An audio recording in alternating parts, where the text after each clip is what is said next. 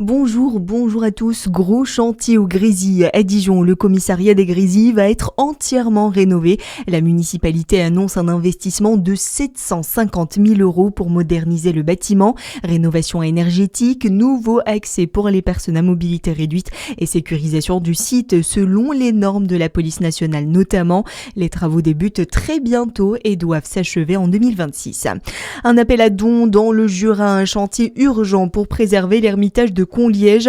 Le mur de soutènement du sentier d'accès se dégrade et commence à céder. Une reconstruction complète est nécessaire pour éviter que l'effondrement ne s'étende aux ouvrages voisins. Le coût total est fixé à 32 000 €. Malgré le soutien de plusieurs collectivités, une aide régionale attendue ne sera pas versée cette année. L'association gestionnaire ouvre donc une collecte afin de financer les travaux prévus au printemps 2026. La Cité internationale de la gastronomie et du vin de Dijon revoit de nouveau sa politique tarifaire. L'objectif, mieux parler aux Dijonnais, aux familles et donner envie de revenir plus souvent. Les élus assument cette nouvelle stratégie plus accessible. Nicolas Gomez, qu'est-ce qui change concrètement ? Oui, la Cité mise sur des tarifs repensés pour fidéliser les habitants. La principale nouveauté, c'est le pass annuel Cité, désormais proposé à 19 € au lieu de 25.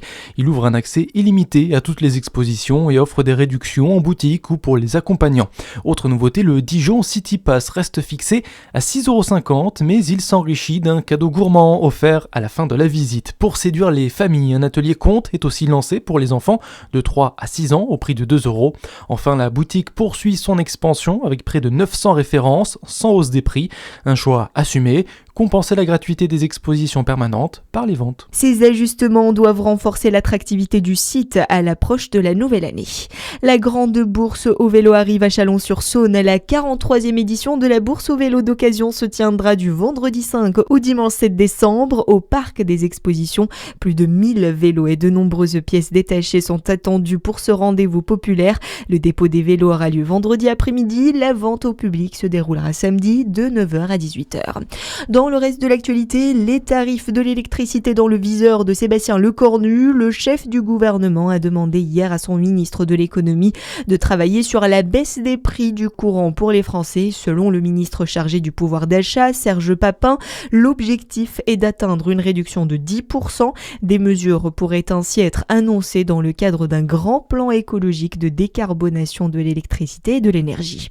Serge Papin qui annonce également ce matin le dépôt d'une plainte contre AliExpress et Joom. Les deux plateformes sont en effet accusées d'avoir vendu des poupées pédopornographiques à l'allure enfantine.